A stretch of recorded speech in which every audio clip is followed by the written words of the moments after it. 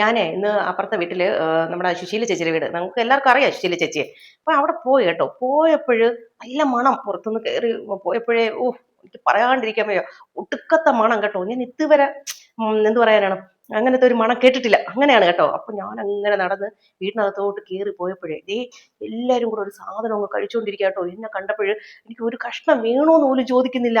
അപ്പൊ എനിക്ക് നല്ല സങ്കടം തോന്നി. കുറേ നേരമൊക്കെ ഞാൻ എന്ത് പറയാനാണ് അവിടെ ഇരുന്ന് കാര്യമൊക്കെ പറഞ്ഞിരുന്ന് തരും, ഇപ്പം തരും, കുറച്ച് കഴിഞ്ഞ് തരും എന്നൊക്കെ വിചാരിച്ച് അപ്പോൾ തരുന്നില്ല കേട്ടോ. അപ്പൊ എനിക്ക് സങ്കടം തോന്നിയേ. അപ്പൊ ഇവർ കഴിക്കുന്ന ഇതൊക്കെ കണ്ടപ്പോഴേ, അല്ലെങ്കിൽ ചോദിക്കണ്ടേ, ഒരാൾ രാവിലെ വീട്ടിൽ കയറി വരുമ്പോ ബിന്ദു എന്താ കാപ്പിയൊക്കെ കുടിച്ചോന്നെങ്കിലും ചോദിക്കണ്ടേ, അങ്ങനെ പോലും ചോദിക്കുന്നില്ല കേട്ടോ. എനിക്ക് നല്ല സങ്കടം തോന്നി കേട്ടോ. പിന്നെ ഞാൻ ഒന്നും നോക്കിയില്ല. അവരെ പിന്നാമ്പറ വഴി ഇറങ്ങി വന്നപ്പോ വേറെ ഒന്നും വിചാരിക്കരുത്, ഞാൻ സാധനം കട്ടെടുത്തിട്ടുണ്ട്. അങ്ങനെ അവര് മാത്രം ഒറ്റയ്ക്ക് തിന്നണ്ടെന്നേ. അതെ കേട്ടോ, ഈ മാങ്ങ മാങ്ങ വെച്ചേ ഒരു പുട്ടുണ്ടാക്കി കഴിക്കുക കേട്ടോ.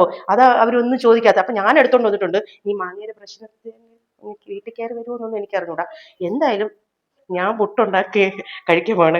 അപ്പം കുറച്ച് നിങ്ങൾക്കും കൂടെ തരാം. ഞാൻ കഴിച്ചിട്ടില്ല, ഉള്ള സത്യം പറയാം. മാങ്ങ ഇട്ട് ഒരു പുട്ടുണ്ടാക്കി ഞാൻ കഴിച്ചിട്ടില്ല. അപ്പൊ ഇന്ന് പുട്ടുണ്ടാക്കി എങ്ങനെ ഇരിക്കണം കൂടെ ഞാൻ കഴിച്ചിട്ട് അഭിപ്രായം പറയാം കേട്ടോ. പൊന്നുള്ള മാങ്ങ അന്വേഷിച്ച് അവിടെ ഒരു മാങ്ങ കുറഞ്ഞപ്പോ എന്നെ പറയൂ, അങ്ങനെയൊന്നുമില്ലല്ലേ? പറയൂല, പറയൂലെന്നേ. അപ്പൊ എന്തായാലും പുട്ടുണ്ടാക്കാൻ പോവുകയാണ്, മാങ്ങാപ്പുട്ട്. കണ്ടോ, നല്ല അടിപൊളി മാങ്ങാപ്പുട്ടാണ് കേട്ടോ.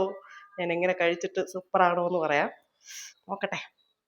പിന്നെ അവര് മാത്രം കഴിച്ചാൽ പോരല്ലോ, എനിക്കും കഴിക്കണ്ടേ.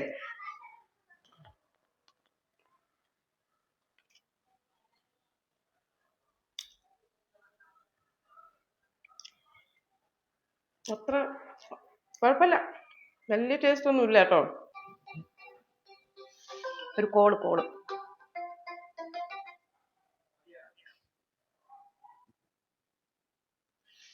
ഹലോ.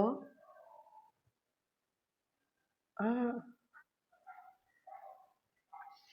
സുശീല ചേച്ചിയാ? എന്ത് ചേച്ചി?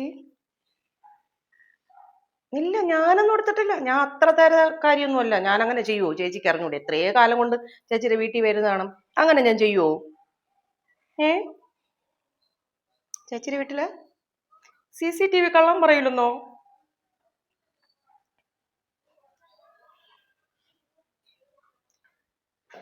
അങ്ങനെ മാമ്പഴപ്പുട്ട് എനിക്ക് നന്നായിട്ട് ദഹിച്ചിട്ടുണ്ട് കേട്ടോ.